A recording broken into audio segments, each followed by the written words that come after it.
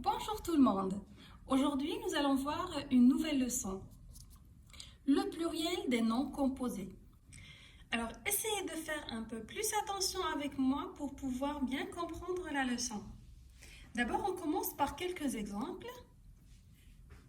Prenons la première phrase. Il faut être très prudent au rond-point. La deuxième phrase. Il y a des garde-fous sur les ponts. La troisième phrase. Les appuis-têtes amortissent le choc en cas de collision. Qu'est-ce que nous avons ici?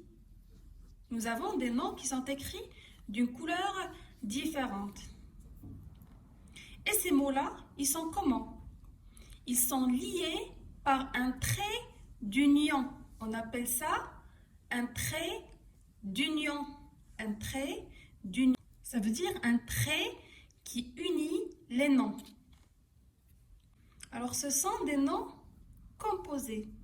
Donc, les noms composés peuvent être formés de un ou de trois éléments. Prenons les exemples. Un nom composé peut être formé de ou bien deux noms, ça veut dire nom plus nom, comme le nom suivant. Stylo, feutre. Un stylo, feutre. Stylo, c'est un nom. Feutre, c'est un nom. Donc, nom plus nom. Nom plus nom. Un nom composé peut être formé aussi d'un nom plus adjectif ou bien d'un adjectif plus nom. Prenons l'exemple suivant. Un coffre-fort. Un coffre-fort. Coffre, c'est un nom. Fort, c'est un adjectif. Donc, coffre-fort, c'est un nom composé. Ou bien, un rouge-gorge. Un rouge-gorge. Donc, rouge, c'est un adjectif. Gorge, c'est un nom. Un rouge-gorge, c'est un nom composé. Un nom composé peut être aussi formé d'un verbe plus un nom. Par exemple, un tire-bouchon. Un tire-bouchon. Tire, c'est le verbe tirer. C'est un tire-bouchon. Le verbe, c'est tire et bouchon, c'est un nom. Aussi, on peut trouver un nom composé formé d'un adverbe plus nom. Par exemple, une contre-allée. Une contre-allée. Une contre-allée. Donc, contre, c'est un adverbe et aller, c'est un nom. Ce n'est pas le verbe aller, c'est le nom et non pas le verbe aller. Et parfois aussi, on peut trouver un nom composé formé d'un nom plus préposition plus nom. Par exemple, un arc-en-ciel. Un arc-en-ciel. Arc, c'est un nom. En, c'est une préposition. Ciel, c'est un nom.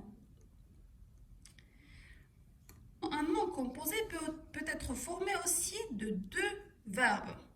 Deux verbes. Par exemple, un laisser-passer. Un laisser-passer. Laisser, c'est un verbe, c'est le verbe laisser. Et passer, c'est le verbe passer. Donc, nous avons deux verbes. Verbe plus verbe. Passons maintenant à la règle générale.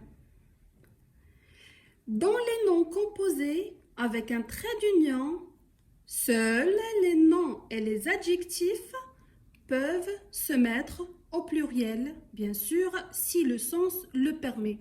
Qu'est-ce que cela veut dire? Je reprends. Dans les noms composés avec un trait d'union, seuls les noms et les adjectifs qui peuvent se mettre au pluriel. Seuls les noms et les adjectifs qui peuvent se mettre au pluriel. Ce sont les noms et les adjectifs qui peuvent se mettre au pluriel. Bien sûr, si le sens le permet. Alors, Prenons quelques exemples. Exemple d'un nom composé formé d'un nom plus nom. Exemple, un stylo feutre. Un stylo feutre, c'est un nom composé formé d'un nom. Stylo, c'est un nom. Et feutre aussi, c'est un nom. Si on veut transformer ce nom composé au pluriel, qu'est-ce qu'on va dire? Des stylos feutres. Puisque stylo, c'est un nom, et feutre aussi, c'est un nom, ils s'accordent. Et bien sûr, on va mettre un S ici et un S là. Donc, c'est un nom et c'est un nom. Ils s'accordent, ils peuvent se mettre au pluriel. Puisque c'est un nom, puisque stylo est un nom et feutre aussi c'est un nom, donc ils peuvent se mettre au pluriel. On peut ajouter S, S. Nom plus adjectif. Exemple, un coffre fort. Un coffre fort. Un coffre, c'est un nom et fort, c'est un adjectif. Donc, coffre, c'est un nom, fort, c'est un adjectif. Qu'est-ce que nous avons dit ici? Les noms et les adjectifs peuvent se mettre au pluriel. Alors, qu'est-ce que ça donne? Des coffres, on a ajouté un S, fort, S à la fin, parce que coffre, c'est un nom et fort, c'est un adjectif et les deux peuvent se mettre au pluriel. Adjectif plus nom. Adjectif plus nom. Par exemple, un rouge-gorge. Un rouge-gorge. Nous avons ici rouge, c'est un adjectif, et gorge, c'est un nom. Rouge-gorge. Alors, comme dans l'exemple précédent, des rouges-gorges. Puisque rouge, c'est un adjectif, comme fort, et gorge, c'est un nom, comme coffre. Donc, comme nous avons dit, les noms et les adjectifs peuvent se mettre au pluriel. Donc, on a mis l'adjectif rouge au pluriel et gorge aussi au pluriel. Un rouge, gorge. Des rouges avec S, gorge avec S. Mais parfois, on trouve des noms composés formés de deux noms, mais ils sont unis par une préposition. Ils ne sont pas unis par un trait d'union uniquement. Ils sont unis par une préposition. Alors, en général, dans ce cas, seul le premier nom qui s'accorde. Seul le premier nom s'accorde. Je reprends. Parfois, on trouve un nom composé formé de deux noms, mais ils sont unis par une préposition. Ils sont unis par une préposition. Généralement, seul le premier mot ou bien le premier nom qui s'accorde. Seul le premier nom qui se met au pluriel. Je vous donne quelques exemples. Par exemple, le mot ou bien le nom composé, un chef-d'œuvre. Un chef-d'œuvre. De, c'est une préposition.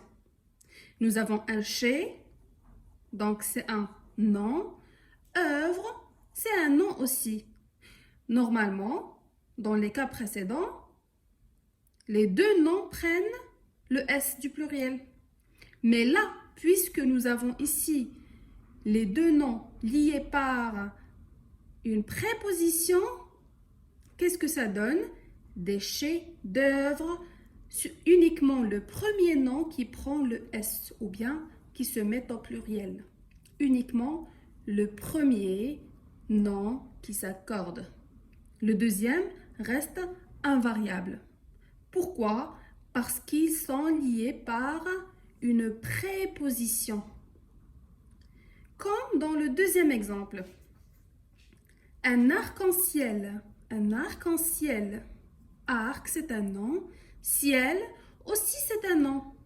Mais regardez ce que nous avons ici. Nous avons une préposition. Et puisque nous avons cette préposition, automatiquement, le premier nom, c'est le seul qui s'accorde ou bien c'est le seul qui se met au pluriel. Ciel reste invariable et ne change pas. Un arc-en-ciel, des arcs avec S, en ciel et ciel reste invariable. Pourquoi? Parce que nous avons ici une préposition. Passons au dernier exemple. Une pomme de terre. Une pomme de terre. Regardez qu'est-ce que nous avons ici. Nous avons une pomme. Pomme, c'est un nom. Et terre, c'est un nom aussi. Mais ils sont liés par une préposition, par la préposition de.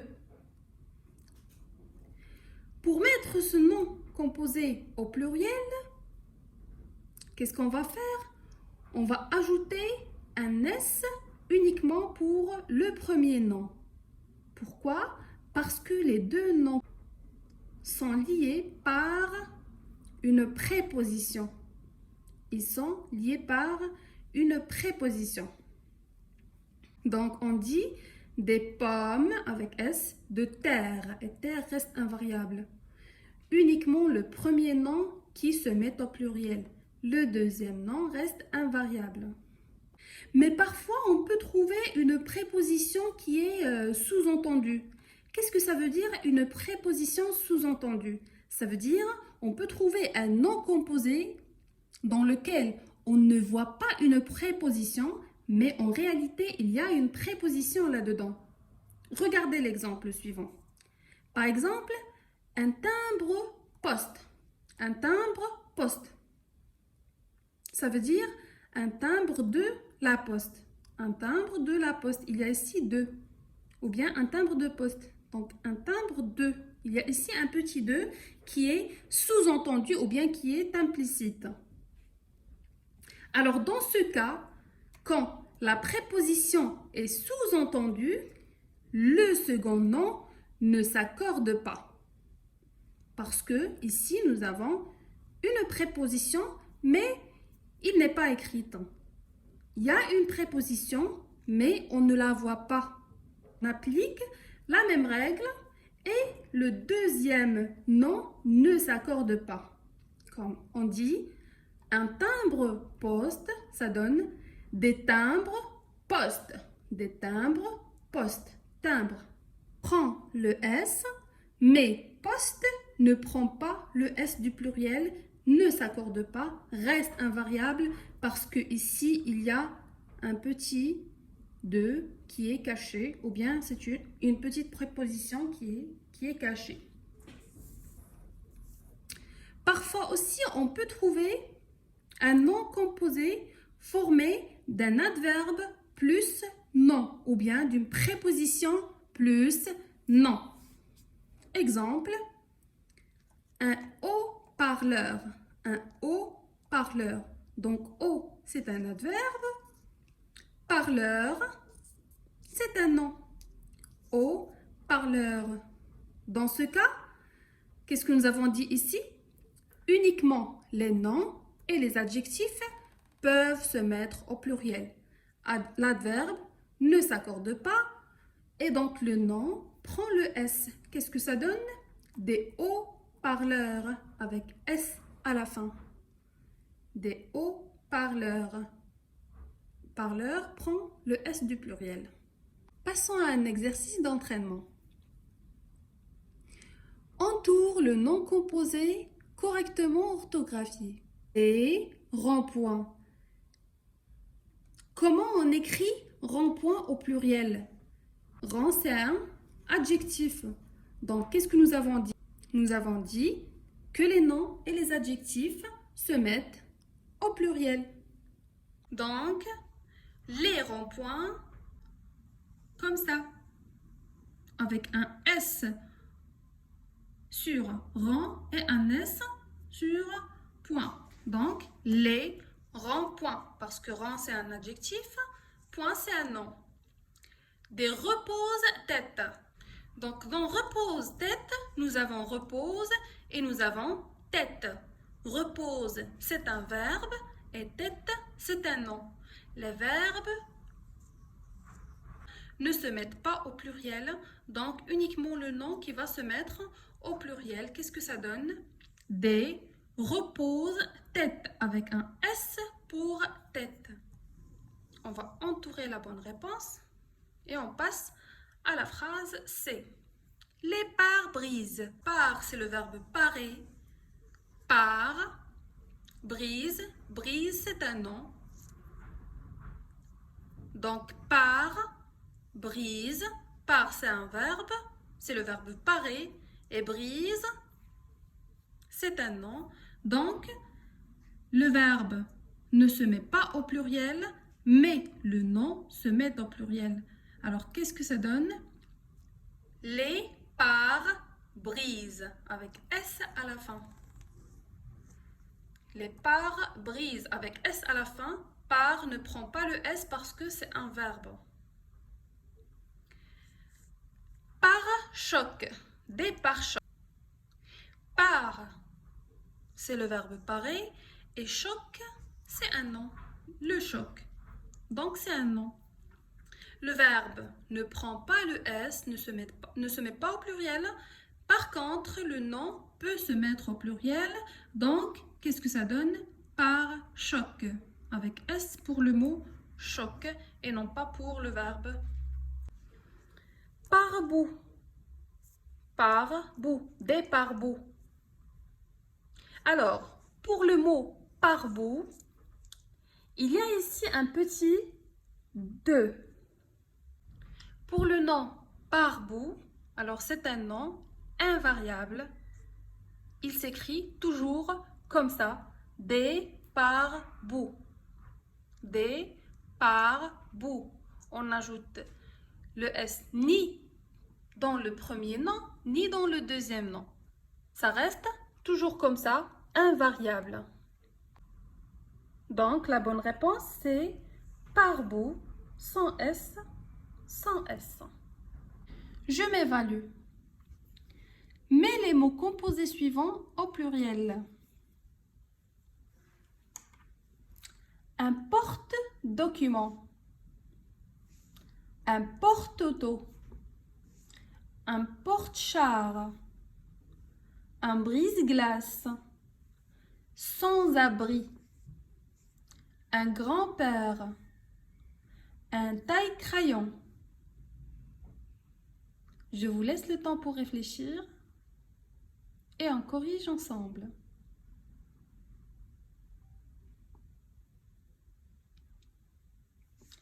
Un porte-document. Porte, c'est un verbe. Document, c'est un nom. Alors, porte-document, le verbe ne change pas, mais le nom prend le S. Des portes, porte ne prend pas le S. Document, document prend le S. Des portes, document, parce que document c'est un nom. Un porte-auto, un porte-auto. Porte, c'est un verbe et auto, c'est très bien, c'est un nom. Donc, qu'est-ce qu'on va faire?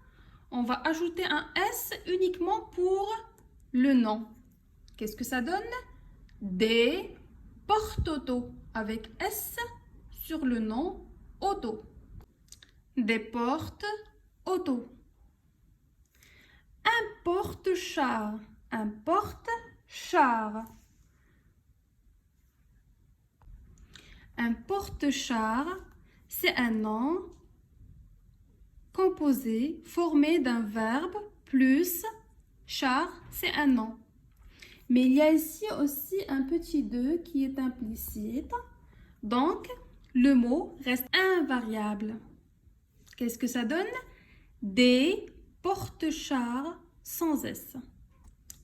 Des porte-chars, c'est un nom invariable. Il ne change pas, ça s'écrit toujours de cette manière. Un brise-glace.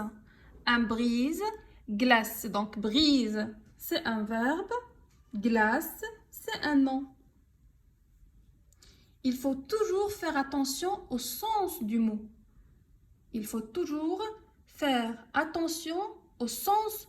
Alors, un brise, glace, il brise la glace.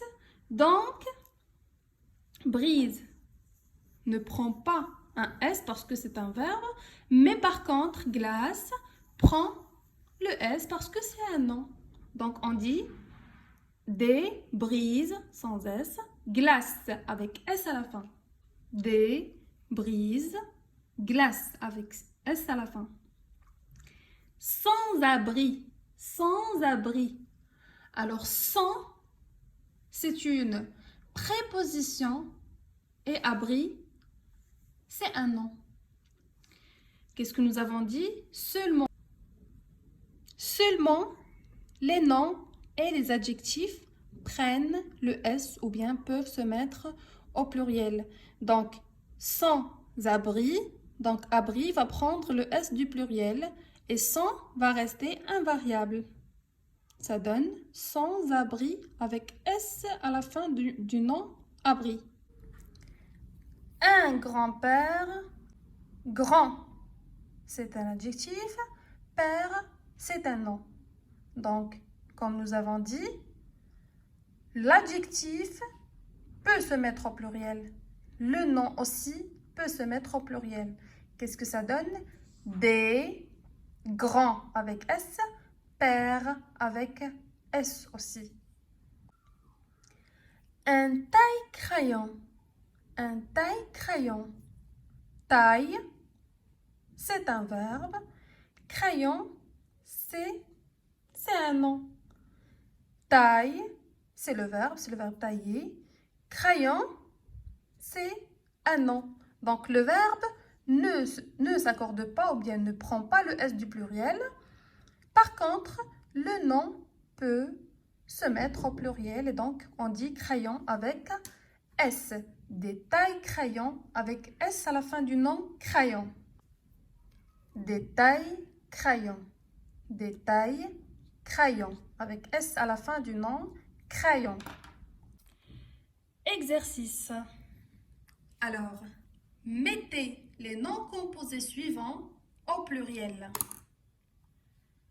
Un abat-jour, avant midi, un casse-tête, un sous-verre, un cure-dent, un gratte-ciel, un oiseau-mouche, un timbre-poste, un sous-sol, un tout petit, un cerf-volant, un arc-en-ciel, un long métrage.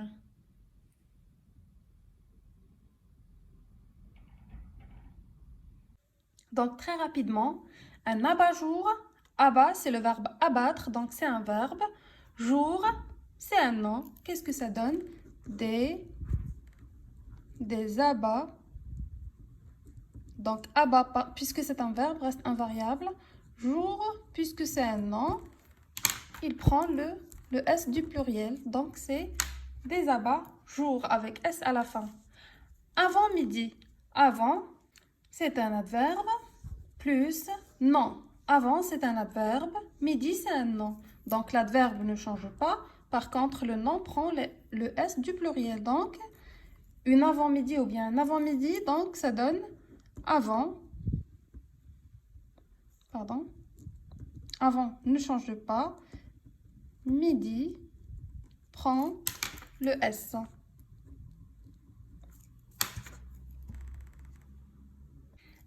Casse-tête. Un casse-tête, donc casse, c'est le verbe casser. Tête, c'est un nom. Donc, il prend le S, ça donne des casses. Donc, casse reste invariable. Tête prend le S du pluriel. Un sous-verre. Donc, un sous-verre. Nous avons la préposition sous et nous avons verre.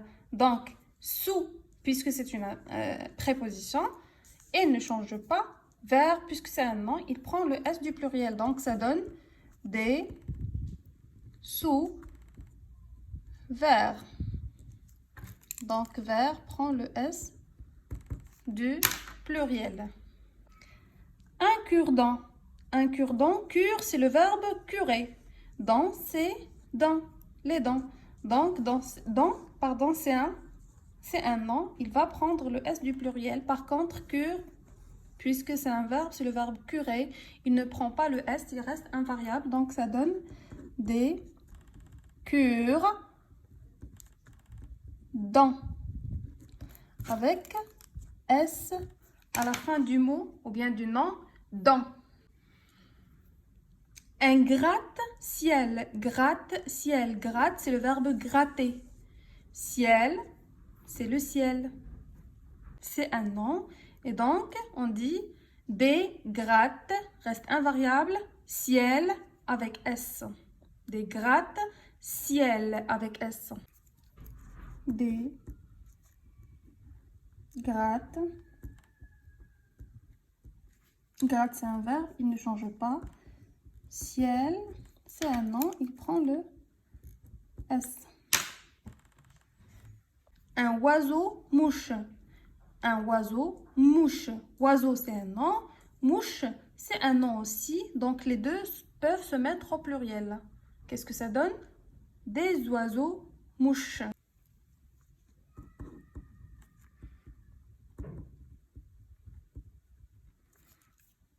Puisque oiseau se termine par EAU, donc il prend comme forme de pluriel un X, non pas un S.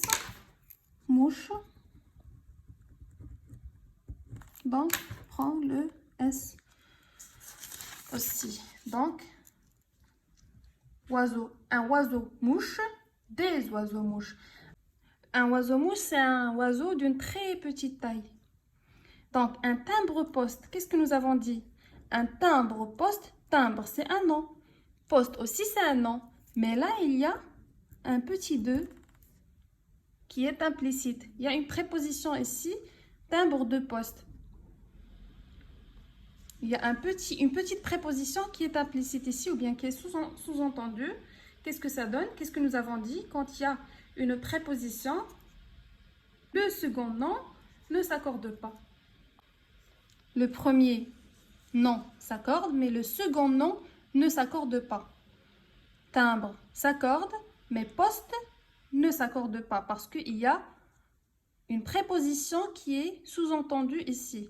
Timbre de poste. Donc, qu'est-ce que ça donne? Des timbres avec S, poste. Un sous-sol. Un sous-sol. Nous avons ici une préposition et un nom. Donc, la préposition ne change pas. Par contre, le nom prend le S du pluriel. Donc, ça donne des sous-sols.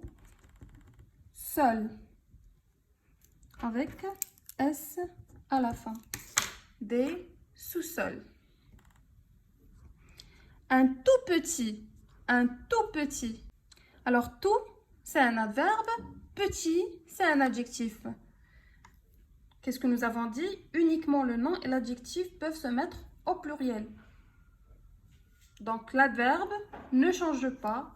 Et par contre, l'adjectif peut se mettre au pluriel. Ça donne des tout petits. Avec S à la fin de petit. Un cerf-volant. Un cerf-volant. Un cerf, c'est un nom. Volant aussi, c'est un nom. Donc, les deux peuvent se mettre au pluriel. Ça donne des cerfs.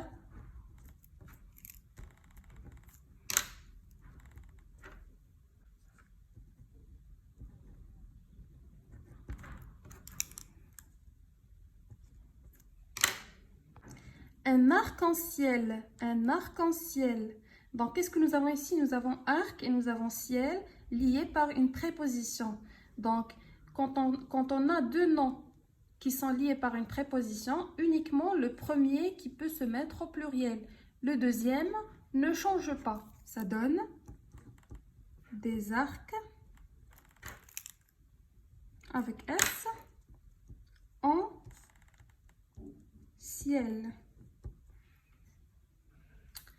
Un long métrage, long, c'est un adjectif, métrage, c'est un nom. Des longs avec S, parce que c'est un adjectif, donc l'adjectif prend le S. Métrage, c'est un nom, donc il va prendre le S lui aussi. Donc, long métrage peut se mettre au pluriel, donc long peut se mettre au pluriel et métrage aussi peut se mettre au pluriel. Ça donne des longs avec S. Métrage avec S aussi.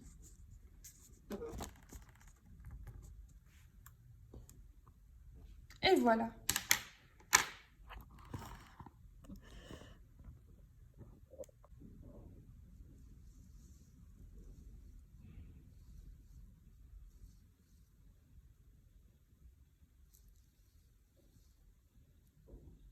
Je vous remercie pour votre attention et je vous souhaite une agréable journée.